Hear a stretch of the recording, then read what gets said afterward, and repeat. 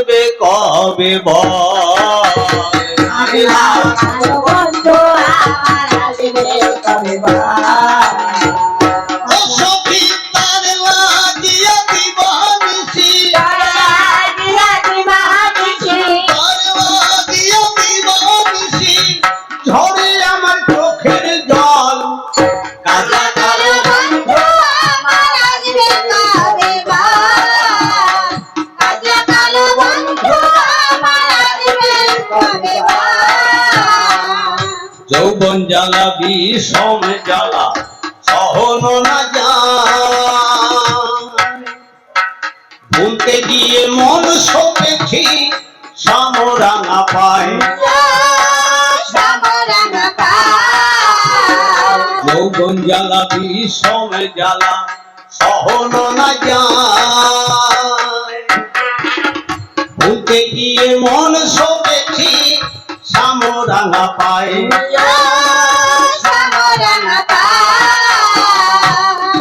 এখন বন্ধুর দেখা পাবো কোথায় বন্ধুর দেখা পাবো কোথায় বঞ্চিত সদাই চঞ্চল কাজা কালো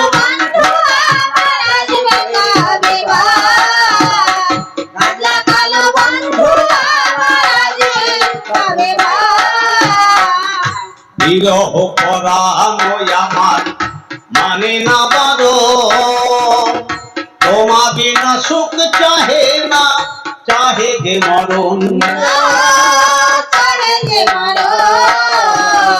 বিরহ পরানো আমার মানে না বারো তোমা বিনা সুখ চাহে না চাহে যে মরণ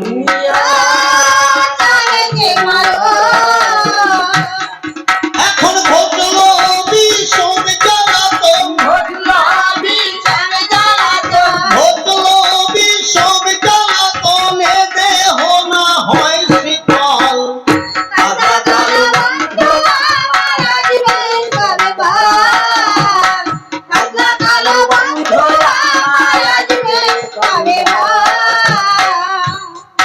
বন্যা সপিতে বন্ধু আমায় কেন বা দিল থাকি স্বামী রহে বৃন্দাবনে কেমন করে থাকি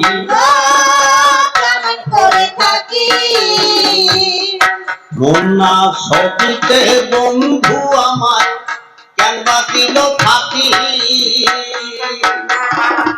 স্বামী রহে বৃন্দাবনে কেমন করে থাকি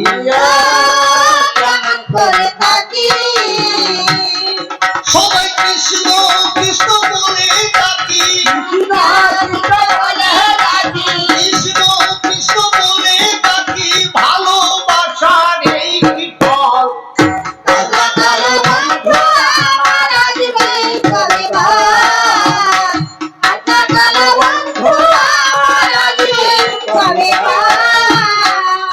শ্রীমতী রাধিকা কাঁদে কাঁদে কবিতা অমল ভাবে এই কি তোমার প্রেমের প্রতিদান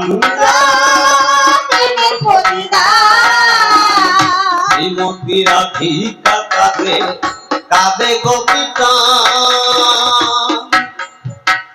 অমল ভাবে এই কি তোমার প্রেমের প্রতিদান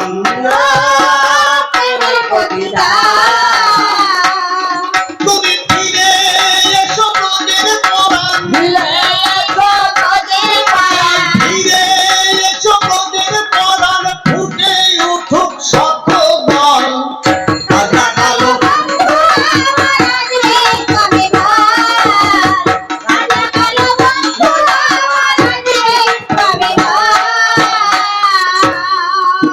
লক্ষণ ডাক দিয়ে বলছে ঠাকুর দাদা তুমি দেশে যাবে দাদা ও দাদা তুমি দেশে যাও আমি দেশে যাব না মা জগৎ লক্ষ্মী জানকীকে রেখে অশোক বনে আজ অযোধ্যায় ফিরে যাব ভাই দুইজনে তুমি দেশে যাও দাদা তবে যাবার সময় কিছু বলি একটু শ্রবণ করে যাও ও দাদা আমি অযোধ্যায় যাব না। আমি যাব না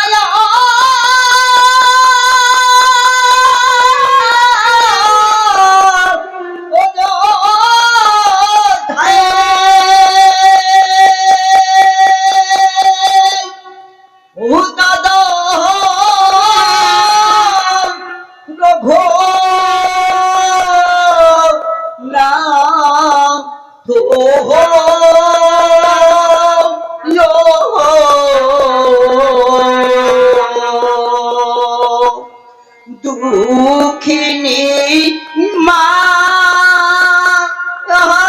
কে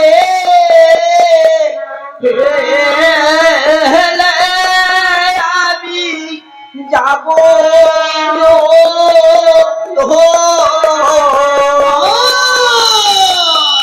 তুমি দেশে যাও হে ঠাকুর দাদা, আমি যাব না।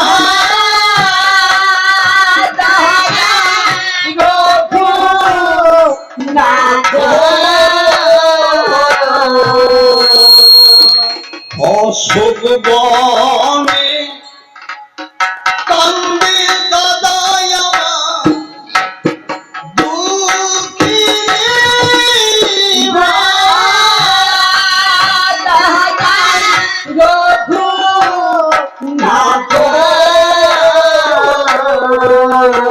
লক্ষণ ডাকরি বলছে ঠাকুর দাদা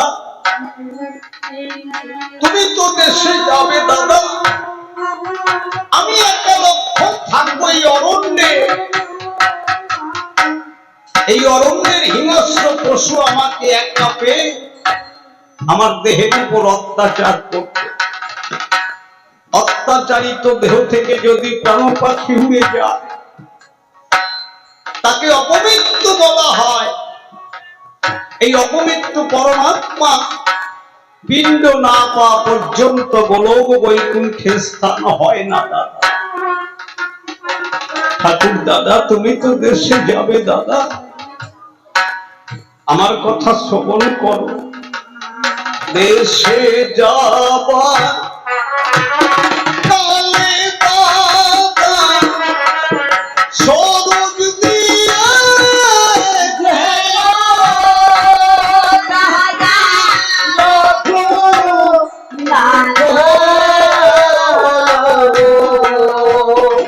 অভাগালো খনের নামে দাদা বালির পিণ্ড দিয়া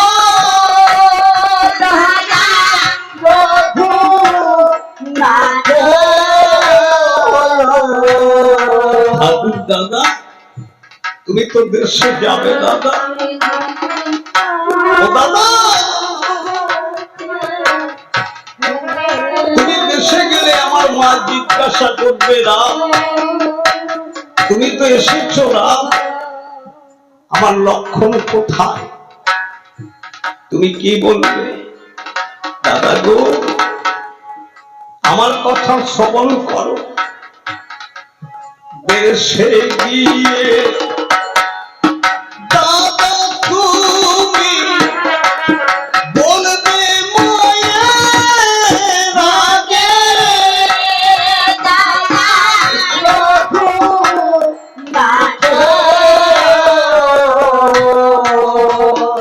লক্ষণকে দেখছে মাগো পঞ্চবটির বাঘে দাদা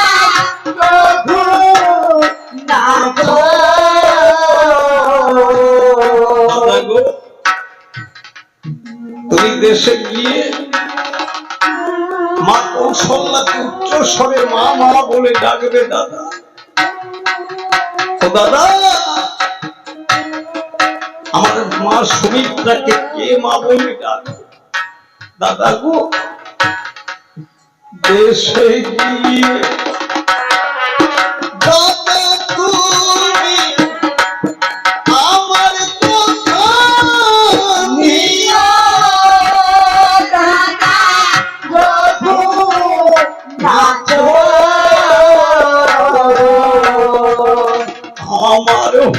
দিয়ে আমার মাকে দাদা মা বলিয়া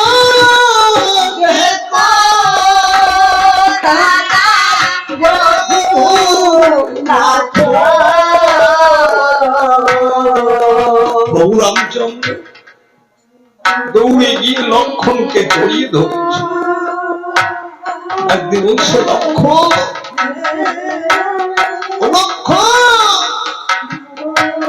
আজ তুমি কি শোনালে ভাই?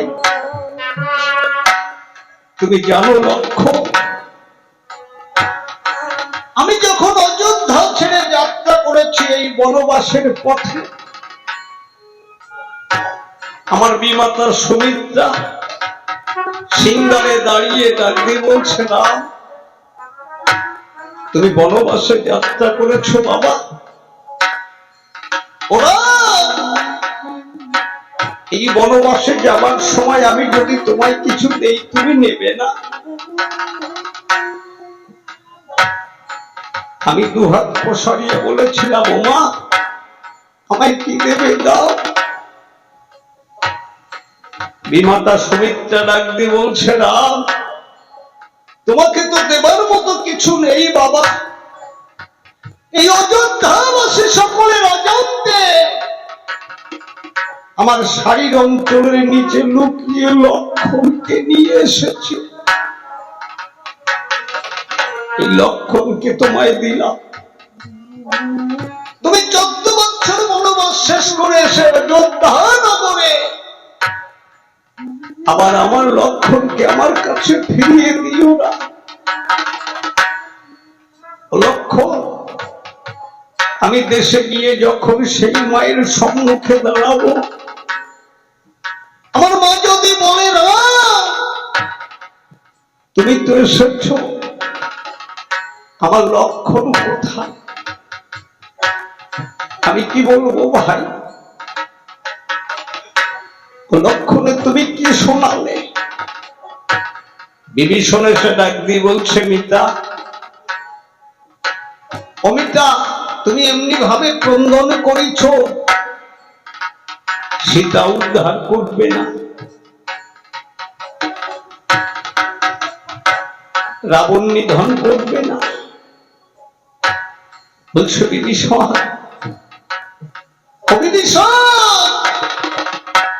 আমি সীতা উদ্ধার চাই না রে বিভীষণ। তুমি জানো বিভীষণ, সীতা মইলে সীতা পাবো আমি পতি রাজার ঘরে,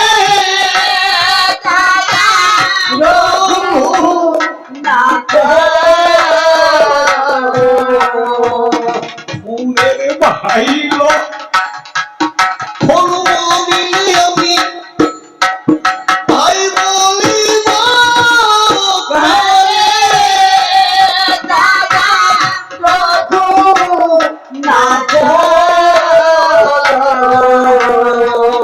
পথ পানে মা সুমিত্রা চাহে সব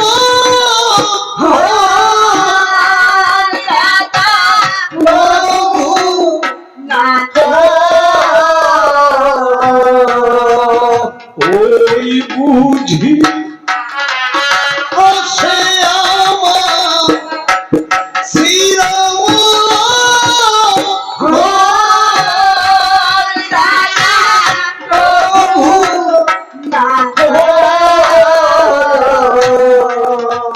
বিভীষণ ডাক দিয়ে বলছে মিতা,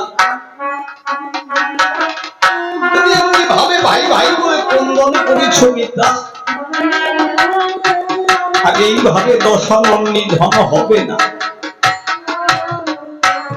দশাননের মৃত্যুবান আছে লঙ্কাপুরে রানী মন্দাদরীর কাছে, এই বান করতে হবে আনায়। বলছে সতীর কাছে পতির মৃত্যুবান কে করবে আনায়? বলছি কেন তোমার এত ভল্লুক বানরগণ? প্রভু ডাক দিয়ে বলছে ভল্লুক বানরগণ তোমরা পারবে না, না অসম্ভব। ভয়ে কেউ যেতে চাইছে না। অদূরে দাঁড়িয়ে ছিল পবন পুত্র হনুমান, প্রভু গিয়ে ডাক দিয়ে বলছে, হনুমান সকলের কথা বলেছে, বাবা তুমি কিছু বলবে না? হনুমান করজোড়ে ডাক দিয়ে বলছে, দীনবন্ধুরা, আমি তো কিছু পারি না, এই জন্যই কিছু বলি না। তবে তুমি যদি পারাও হলে তবেই আমি পারি। তুমি যদি থাকো মম শিরে, আমি অসাধ্য সাধন করতে পারি এই চরাচরে, আমায় আশীর্বাদ করো না। বলছে, হনুমান তুমি লঙ্কায় যাবে কোন বেশে? বলছে, কেন, একটা দৈবিক ব্রাহ্মণ বেশে। প্রভু ডাক দিয়ে বলছে, হনুমান রে, সতী নারী যারা যারা ওইসব ব্রাহ্মণ রূপ মানে না, তারা একমাত্র স্বামী ছাড়া। বলছে, বেশ প্রভু, আমি তাহলে দশানন মূর্তিখানা করি বোধ হবে। বলছে, একবার ওই মূর্তি দেখাও। দশানন মূর্তি হনু ধরিল যখন, খানা বাহুয়ে যেন এক রাহুরা। প্রভু ডাক দিয়ে বলছে, হনুমান, একটা রাবণ নিধন করতে অবস্থা, তুই আবার দশানন মূর্তি করলি ধারণ। বলছে, প্রভু আমি তো মায়াবী রাবণ। হনুমান সকলকে ডাক দিয়ে বলছে, রাম ভক্ত সকলের কাছে করুণা বেদন, সতীর কাছে পতির মৃত্যুবান করতে হবে আনায়ন। আশিস করো সকলে মরে দান। সকলের আশিস নিয়ে হনুমান রাম জয় জয় ধ্বনি করে হনুমান লঙ্কাপুরে গিয়ে দিয়েছে দর্শন। লঙ্কাপুরে মায়াবী দশানন পবনপুত্র হনুমান মনে মনে ভাবে, দশানন তার কোন রানীকে কখন কিভাবে ডাকতো এ তো আমার জানা নাই। তাহলে আমি একসঙ্গে সবাইকে ডাক দেই, কপালে যা আছে। ডাক দেবো, দিদি, মহারাজ রানীগণ করছে কেন দেখো তো, একটু হাওয়া করো, মনে পরিশ্রম হয়ে গেছে। মহারাজ, আপনি যে 1 লক্ষে যুদ্ধে গেলেন আবার চলে আসলেন, তার কারণটা? 1 লক্ষে যুদ্ধে গেলাম, কেন ফিরে এলাম? হ্যাঁ, আমার একটা ভুল হয়ে গেছে। কি ভুল হয়েছে? আমার একটা ভুল হয়ে গেছে কি, তোমরা ওই বানের সন্ধান বলে দাও, জাগ্রত করে রাখবো আমি অন্য স্থান। বানের সন্ধান বলে দেব? মহারাজ, আপনি তো বারণ করেছেন, জানি, তা বলো। জানো, বলবে না? না না, আপনি তো হনুমান মনে মনে করে ধারণা, এরা জাতে নারী, যদি করে বাড়াবাড়ি তাহলে 14 গোষ্ঠীর খবর পাওয়া যায় তাড়াতাড়ি। এদের মধ্যে একটা ঝামেলা পাঠি না। গোসাই বাবু কাছে তুমি আসো কেন, তোমরা ভালো লোক, এই জায়গা যে কজন সবাই ভালো। ডাক দেবো, ধন্য বলো নীলতিকার মা। মায়াধারী ডাক যেন। আরে তুমি যদি বানের সন্ধান বলে দিতে পারো, তোমাকে আমি পাটরানি করবো। করবেন তো? হ্যাঁ করবো। দিদির ওই ফাটা পায়ে জল ধরা তোমার লাগবে না? না না, ফাটা পায়ে তোমার জল দেওয়া লাগবে। আচ্ছা মহারাজ, আসেন আমি দেখছি। মহারাজ, কি ব্যাপার অট্টহাসি দিলে যে? আরে আমি বান ডেকেছি, আমি কি জানি? আরে আমাদের কাছে জিজ্ঞেস করছেন কেন? আরে দেখলাম কোন রানী কত খালি ভালোবাসে, ও তা ধন্য বলেনি, একটু বেশি ভালোবেসে ফেলেছে। আচ্ছা, সরে যাও। সরে যাবো? সরে সরে। মহারাজ, আমরা সরে গেলে কি করে হবে? কেন? শাস্ত্রে কি লেখা আছে? কি আছে? শাস্ত্রে লেখা আছে, ধর্মস্ব স্বামী আর কর্মস্ব হলো নারী। আপনার পূজার ফুল, বেলপাতা, প্রসাদ যা কিছু লাগবে আমরা সবাই গোছাই দেবো। আমরা চলে গেলে কি করে হবে? আরে সব পূজায় নারীর হয় না প্রয়োজন, সরে যাও এখন। নিশ্চয় দিদি, এর কোনো কারণ আছে, তাই না? আমি এইখান থেকে ঘুরে গিয়ে ওই মোড়ে দাঁড়াচ্ছি, আপনি ওদিকে ঘুরে গিয়ে আমার সঙ্গে দেখা করবেন। সরো না কেন, তাড়াতাড়ি সরো। তুমি দাঁড়িয়ে দিছো কেন? দিদিরও যে দাম আমারও কি সেই দাম? ও না না না, তোমার দাম বেশি, তুমি বানের সন্ধান বলে দিয়েছো। তুমি একটা কাজ করো, এই রাস্তা ধরো, কাশীপুর মোড়া বটতলা দিয়ে পড়ো। সরো সরো সরো। ওই মায়াবী দশানন হনুমান ডাক দিয়ে বলছে, ফটিকে স্তম্ভ পাঞ্জাগ্রত করো। হনুর কথা নাহি করে শ্রবণ, অবশেষে নিজ মূর্তি করিয়া ধারণ। প্রধান্বিত হনুমান বাম পদে যখন পদাঘাত করেছে, ফটিকে স্তম্ভ ফেটে পাঞ্জাগ্রত হয়েছে। হনুমান মনে মনে ভাবে, প্রভু আমাকে দিয়ে কত বড় বড় কাজ করিয়েছে, সামান্য 1 বিঘেতেই 9 ইঞ্চি বান নিতে আমাকে পাঠিয়েছে। একটা বানরকে পাঠালেই তো হয়ে যেত। হনুমান আমি অহংকারে মত্ত হয়ে বাম করে বান ধরে টানছে, বান ওঠে না। দুই করে ধরে দৌড়ে দৌড়ে টানে, বান ওঠে না। মনে মনে ভাবে আমি রাম নামকে অবজ্ঞা করেছি, রাম নামের পাষণ্ড, তাই বড় ভুল হয়ে গেছে। যদি এই বিপদকালে ধরা পড়ি, তাই হনুমান ডাক দিয়ে বলছে, দীনবন্ধু রাম, আজি বিপদ কালে প্রচারণে রাম ব্রহ্ম সনাতন, বিপদে পড়িয়া তোমায় ডাকে হনুমান। তুমি আমার আমি তোমাদের করছিল কথা, বিপদে কালে প্রচারণে রাম হে প্রাণ শাখা। হনুমান যখন রাম রাম বলে দেহ মন সঁপে দিয়েছে প্রভুর ওই রাঙা চরণে, হনুমান সপিল রাম পদে, যখন দেহ মন প্রাণ রিতমা ঝাড়ে প্রভু লইয়ে আসর। ডাক দিয়ে বলছে, হনুমান আমি অহংকার করিও না, আমি এসেছি বাপধাম তরা করি, যাত্রা করো বান ধরে। ভক্তি ভরে যখন বান ধরে দিয়েছে, টান ওই হস্তে বান উঠে হনুমান মনে মনে ভাবে, প্রভুর কৃপাতে যখন বান একবার উঠেছে হাতে, তাহলে লঙ্কার রাক্ষসীদের একটু দেখিয়ে যায়। হনুমান বান লয়ে যাত্রা করেছে, এক এক রাক্ষসী কয়টা ফল নিয়ে এসে বলছে, হনুমান এই ফল কয়টা নিয়ে বানটা দিয়ে যা। বলছে, ওরে রাক্ষসী, আমি যদি সম্মুখের থেকে সরে না যাস, রেগে গেলে পরে তোদের ছাড় করে দেবো। বলছে, হনুমান এই ফল কয়টা নিয়ে বানটা দিয়ে যা। এক নারী দুই ঝুড়ি কোল নিয়ে এসে বলছে, হনুমান এই কুল নে, ওই বানটা দে। বলছে, ওরে রাক্ষসী, আমি যদি খাই কুল, প্রভুর নামে পড়ে যাবে ভুল, সরে যাও সম্মুখ থেকে। হনুমান মনে মনে করে ধারণা, আর বেশিক্ষণ লঙ্কায় থাকা যাবে না। এইবারে এক লম্ফে ওই সিংদারে গিয়ে দেবদর্শন, ওই সিংদারে বসে আছে রাবণের গুণ শূর্পণখা। হনুমান একটা লম্ফে দিয়ে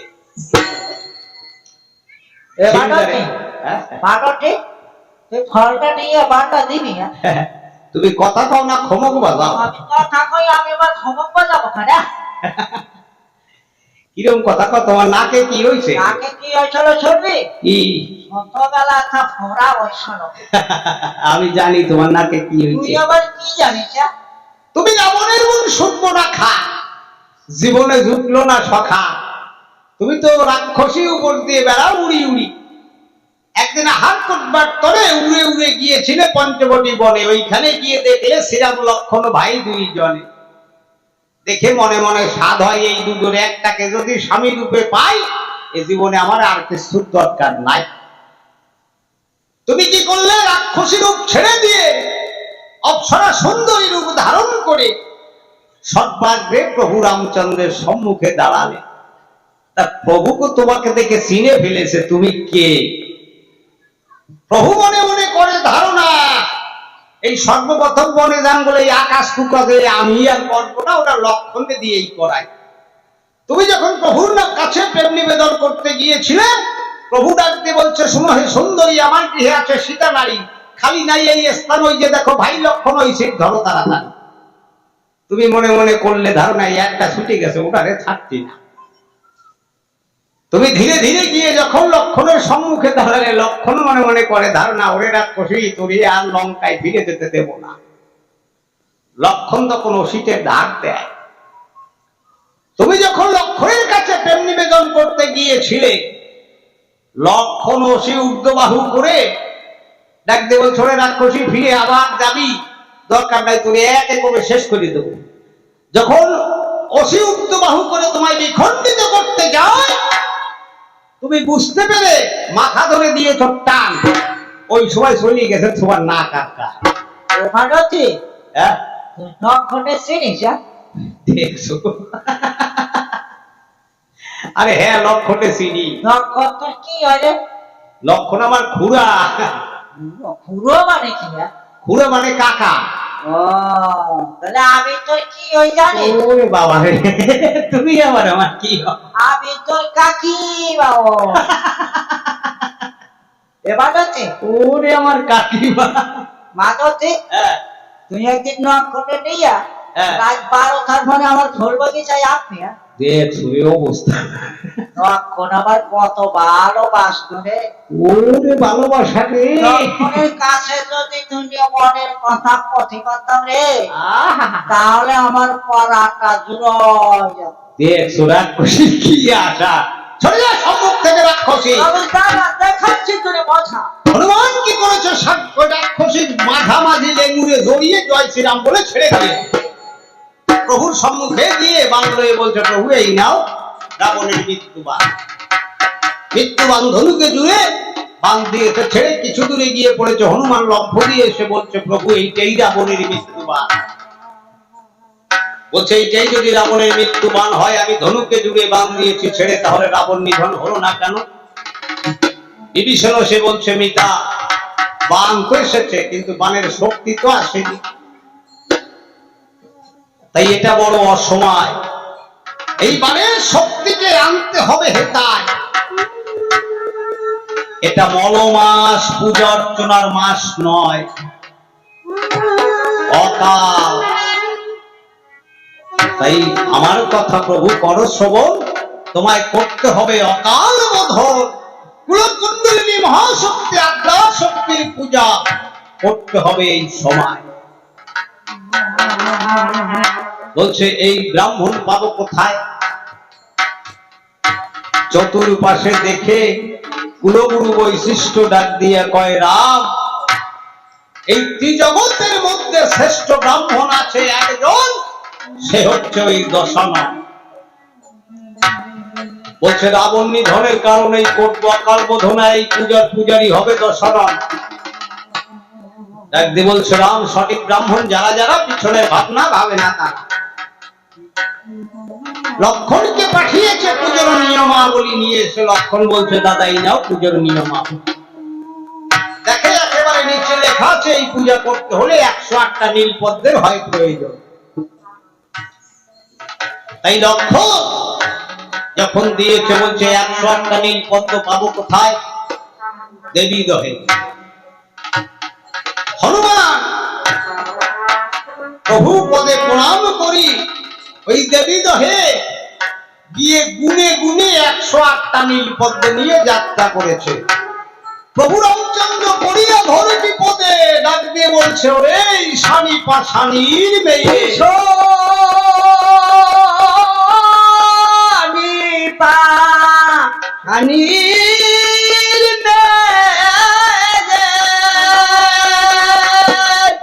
আর কত আমায় এসানে পা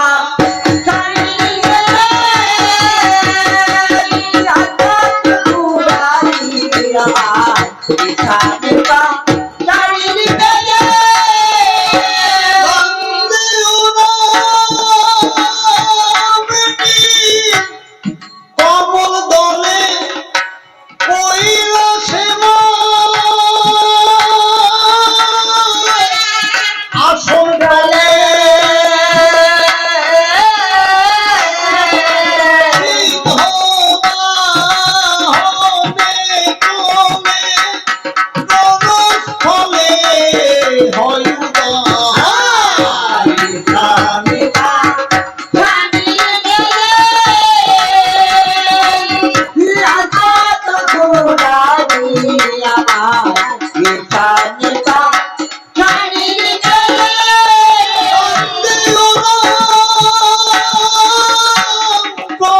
সনাতন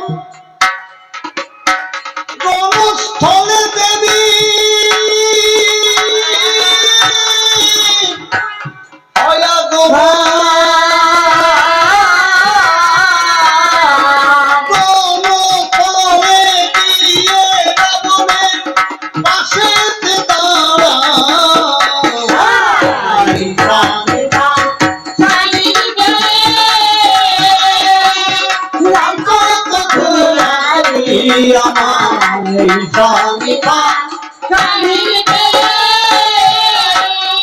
হনুমান 101টা নীল পদ্ম নিয়ে যখন নিয়েছে সাজিয়ে প্রভু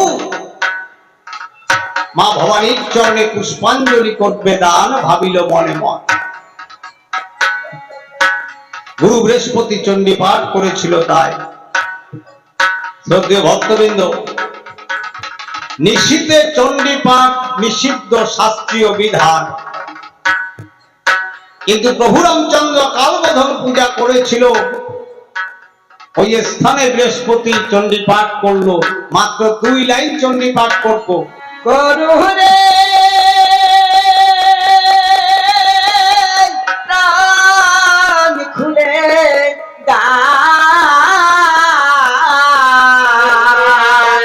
জানের সনে ভগবান রাম নামেতে কাম করিলে বিফলে না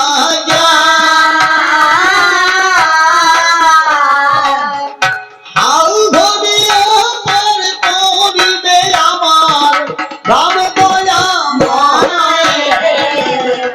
দানের সনে দান করো যত ভক্ত দানের সঙ্গে আছে নাকি আমার রাম ভগবান দানের সনে রাম নামেতে দান কর না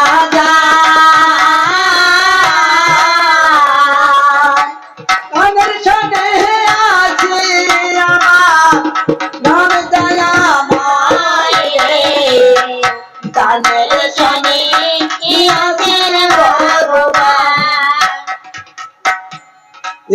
কালে দান করিলে পরকালে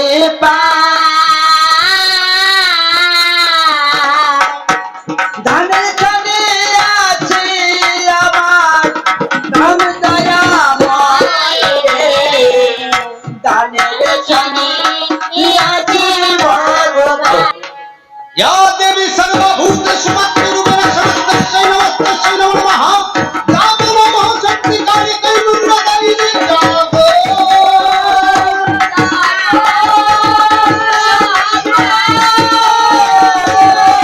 जाग दुर्गा देवी दशभुजा या देवी सर्वभूतेषु मातृरूपेण समस्तस्यै नमस्तस्यै नमस्तस्यै नमो नमः। जागो।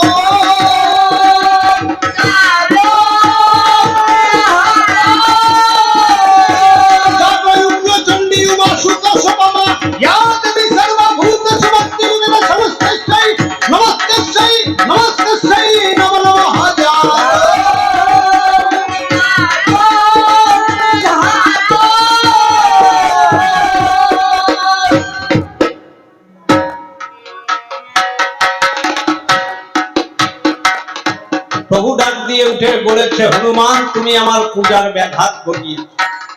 বলছে কেন? তোমায় বলেছিলাম 108টা নীল পদ্ম আনবে, তুমি একটি পদ্ম কম এনেছো।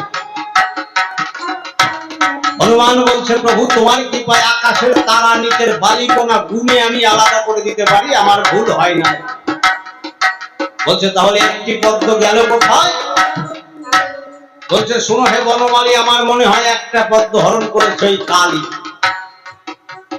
ডাকতে বলছে হনুমান, হয়তো মা মহাশক্তি আমায় পরীক্ষা করবার কারণ এই পদ্ম করেছে ভালো। বিভীষণে সে ডাকতে বলছে, রাম নীলকমল আখি। যখন নীলকমল আখি বলে ডেকেছে, বলছে বিভীষণ এই নামে সকলে চরাচরে ডাকবে মোরে। দক্ষিণে চক্ষু আজ নীল পদ্ম স্বরূপ মা ভবানীর চরণে করব দান। যখন ধরেছে ধনুর্বাণ, হনুমান অনুরাগী ভক্ত ডাকতে বলছো, মা সত্য সত্য আমার প্রভুর চক্ষু নিবি। যদি আমার প্রভুর চক্ষু নিস মা, আমি লেঙ্গুড়ে জড়িয়ে সাগরে নিক্ষেপ করব। আমার বড় দুঃসময়ে পড়েছে প্রভু আমার, একটু করুণা কর। ও মাধু শ্যামায় করুণ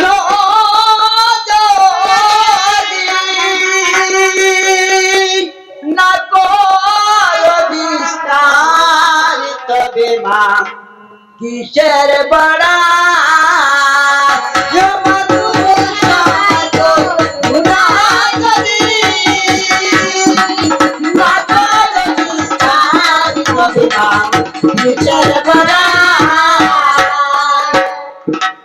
নমস্তে সর্বাণে ঈশান ইন্দ্রাণী ঈশ্বর ঈশ্বর দয়া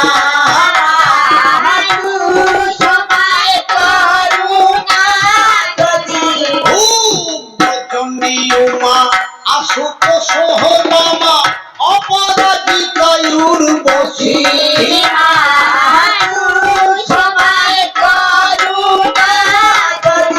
নমস্তে সর্বাণী ঈশান ইন্দ্রাণী ঈশ্বর ঈশ্বরী দয়া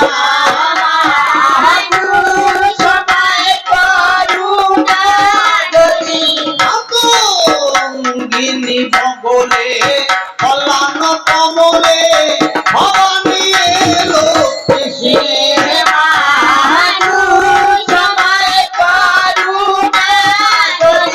নমস্তে সর্বাণী ঈশান ইন্দ্রাণী ঈশ্বর ঈশ্বরী দয়া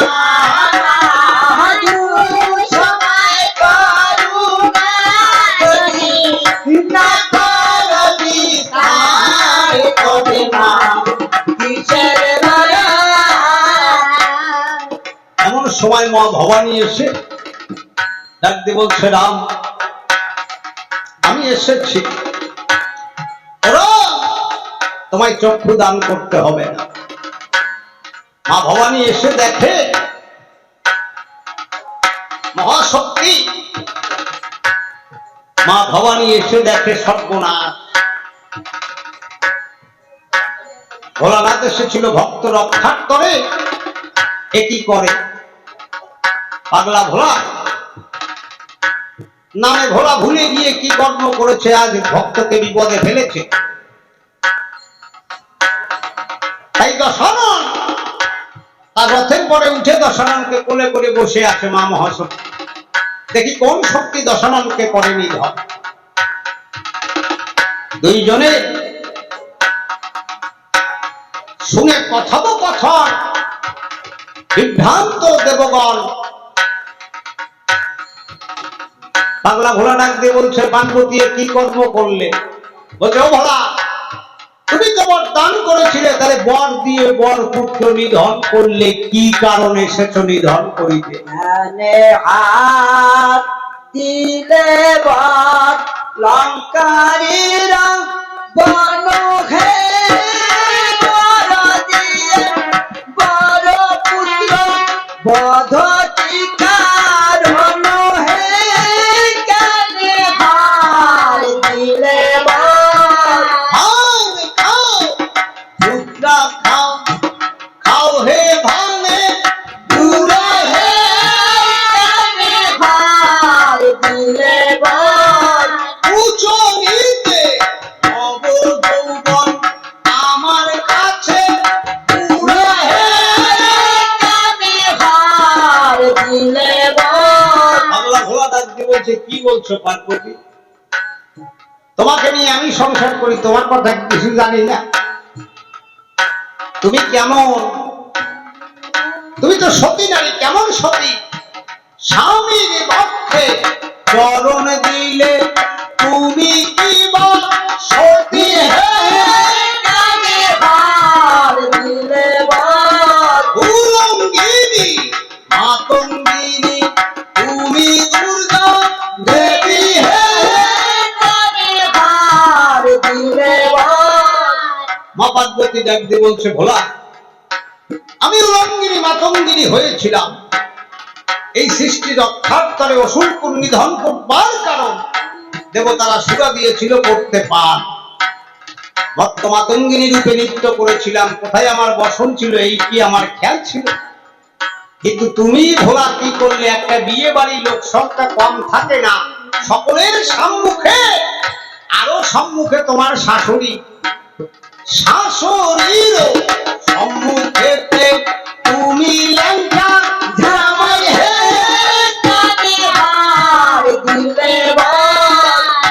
বলতে, শোনো পার্বতী, ওতে আমার কোনো দোষ ছিল না। নারদ নন্দী ভিঙ্গি তিন শয়তান মিলে বারে বারে আমার কানের কাছে বিয়ের কথা কয়। আমি একদিনে ডাক দিয়ে বললাম, তোমরা যে আমাকে বিয়ে দেবে, আমারে কি কেউ মেয়ে দেয়? আমার 1 লক্ষ বছর বয়স।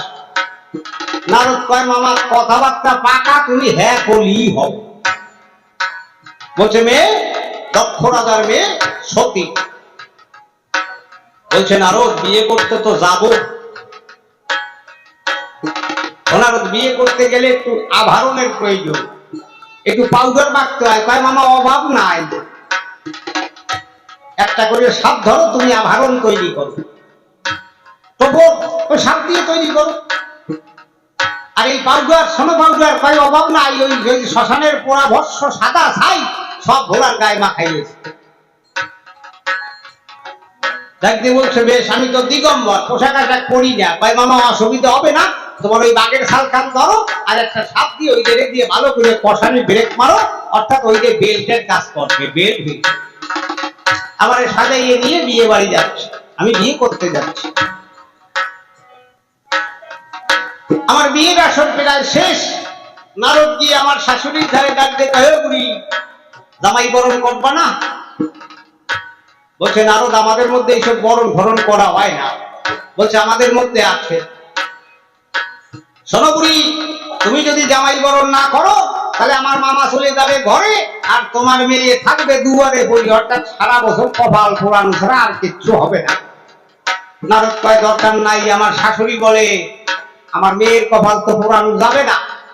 তাহলে নারদ কি কি লাগে? একটা কুলা দাও, একটা জল ঘট, এটা ওটা যা করো, যা খুশি তুমি দিয়ে দেও কুলার পরে, কিন্তু আমার কথা ধরো, 10-12 খানি ইচ্ছার মূল ওই কুলার পরে দিই। আমার শাশুড়ি তো সব বুঝেই না। কয়, বুড়ি তাড়াতাড়ি। শাশুড়ির পিছনে দিয়ে নারদ ঠেলে। যখন শাশুড়ি আসে কাছাকাছি, ফস করিয়ে সাপ, ওই টোপর বানাইছিলাম মাথায়, যেটা কোন সময় ফস করে উড়িয়ে গেছে, হাতের সাপ, গলার সাপ সব সরিয়ে যাচ্ছে, কিন্তু মাথায় ওই যে বেল বানানো, ওটাও কসলা কসলি আরম্ভ করে দিতেছে। শাশুড়ি যখন কাছাকাছি, 10-12 খানি মূল সাপের 14 গোষ্ঠীর নাম হয়ে যায় ভুল।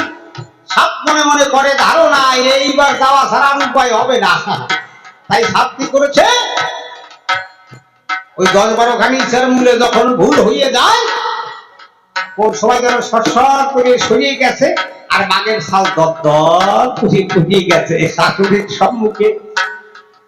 নারদ কয়, বুড়ি বরণ করিস না কেন? কয়, বরণ করবো কোন জায়গায়? কয়, বুড়ি জায়গা না পাইস, মাঝামাঝি দে, সবাই এক জায়গা, ওতে আমার কোনো দোষ ছিল। তবে বর্তমান সময় শাশুড়িরা বরণটা করে খারাপ না, বরণ করে শাশুড়িরা কুলাখানা নিয়ে, আগে কুলার সামনে না দিয়ে আস্তে নাকখানা জামাইয়ের মুখের সামনে নিয়ে মনে মনে ভাবে কি ছেলে বেরোয়, একটু দেখি, যদি ভালো সেন্ট পাই আর শাশুড়ি কিছু কয় না। আর যদি দেখে জামাইয়ের মুখ দিয়ে আহা হা কি সুন্দর সেন্ট, শাশুড়ি করে কুলোখানা আস্তে আস্তে গইয়া জামাইয়ের কপালে জোরে একটা গুঁতো দিয়া, কয়, কি কপাল পড়া, তোর তো কপাল পড়ছে, আমার মাই এটারও শেষ করলি, এটারও কপাল পড়া কুলোর গুঁতো। এইভাবে তর্কাতর্কি করতে গেলে সময় চলে যাবে। পাগলা ঘোড়া ডাক দিয়া কয়,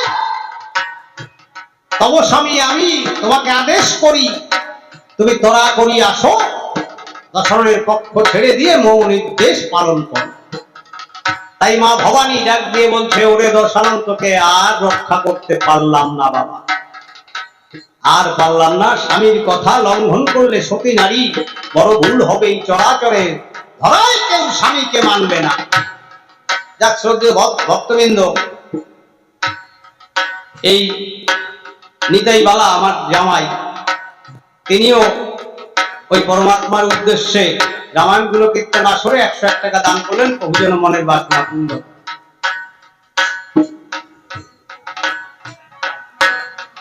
মা ভবানী এটা কওয়া দিয়েছিলাম, তা কব না থাকে না, তোরা তো ভালো, খারাপ না। মা ভবানী এসে যখন দাঁড়িয়েছে রামের পক্ষ নিয়ে ভোলার বাম ভাগে, সর্বশক্তি বানেতে যোগাতে আরম্ভ করেছে। কেমনে? বানেতে শক্তি আজি যোগাল তখন, বানেতে সবে মিলে নিয়াছে আনা,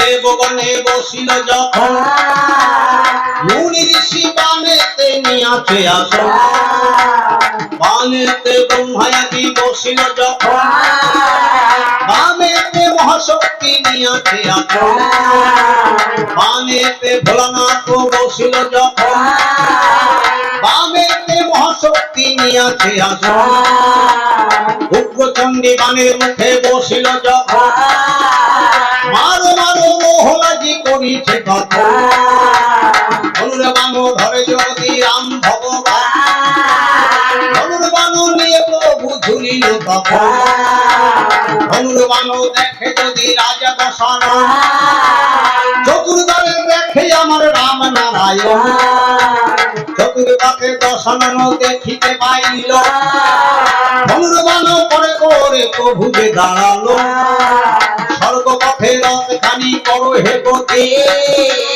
স্বর্গদ্বারে দাঁড়িয়ে আছে রঘুকুলের পতি, পাতালেতে রথ খানি চালাও সময়, পাতালেতে দাঁড়িয়ে আছে রাম দয়াময়, রামময় জগৎ দশানন্দের দর্শন করি ধনুর্বাণ ছেড়ে দিয়ে প্রভুর স্তুতি আরম্ভ করে দিয়ে, স্তুতি সন্তুষ্ট হয়ে ভগবানও ধনুর্বাণ ছেড়ে দিয়ে, দশানন দেখে যে মিত্র ভাব হয়ে যায়, বাম চক্ষু দিয়ে যখন প্রধান্বিত গতি ছেড়ে দিয়েছে প্রভু রামচন্দ্রের গায়ে, গর্জে উঠে ভগবান ধরে ধনুর্বাণ বিভীষণের যুক্তি অনুসারে বাণ দিয়েছে ছেড়ে, দশানন পড়েছে মৃত্তিকায়।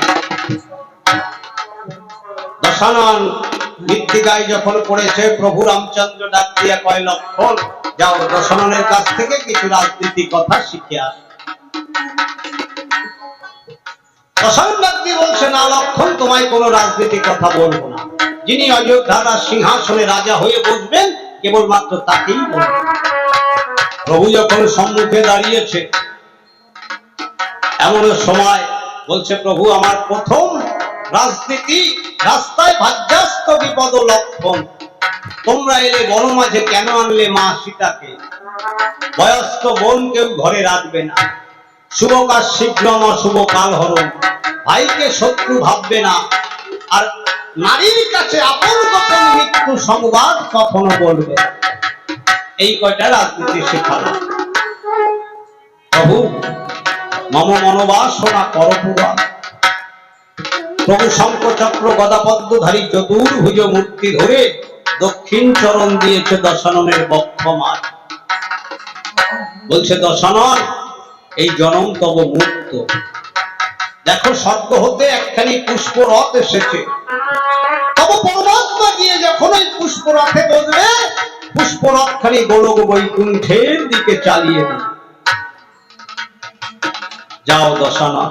দশাননের পরমাত্মা যখন গোলক বৈকুণ্ঠে যায়, মন্দাদরী দৌড়ে এসে ডাক দিয়ে বলছে, প্রভু দাঁড়াও, করবো অভিশাপ। বলছে, অভিশাপ করতে হবে না, তুমি বর চাও। বলছে, যে বর চাবো সেই বর করতে দাম। বলছে, হ্যাঁ আমি চির সদবা থাকতে চাই। বলছে, তথাস্তু। বলছে, প্রভু তুমি ভুল করলে, আমার স্বামীকে নিধন করলে, আমি বিধবা হয়ে গেছি, কেমন সদবা থাকি। ডাক দিয়ে বলছে, শোনো মন্দাদরী, তুমি চন্দন কাষ্ঠ নিয়ে আসো। দশাননকে তুলে দিয়ে চিতার পরে ঘি তো ঢেলে দাও, আমি ব্রহ্মাগ্নি জেলে দিচ্ছি, যতদিন এই অগ্নি জ্বলবে ততদিন তুমি সদবাই থাকবে। তাই রাবণের চিতা এখনো নেভে নাই, মন্দাদরীও বিধবা হয় নাই। ডাক দিয়ে বিভীষণকে নিয়ে বসাইল লঙ্কার সিংহাসনে, হনুমান আজ্ঞা নিয়ে প্রভু হতে অশোকবন থেকে মা জগৎলক্ষ্মী জানকীকে উদ্ধার করে নিয়ে সকলে অযোধ্যায় গিয়ে দিয়েছে দর্শন। এই যে রাম সীতার মধুর মিলন পরিদর্শন, অযোধ্যাবাসী সকলে জয় জয় ধ্বনি।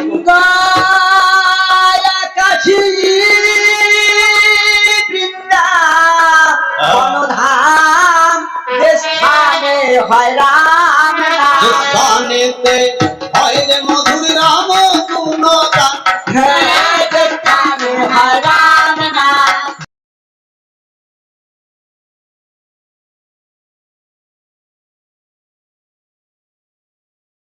বাড়ির লোকজন তাড়াতাড়ি আসো এই সভায়। হ্যাঁ, যে স্থানে হয় রাম নাম। বাড়ি যেতে হবে দেখি রাত্র অধিক হয়। হ্যাঁ, মাধব রাজা রাম পতিত পাবন সীতারাম। জয় জয় রঘুপতি রাঘব রাজা রাম পতিত পাবন সীতারাম। জয় জয় রঘুপতি রাঘব রাজা রাম পতিত পাবন সীতারাম। জয় জয়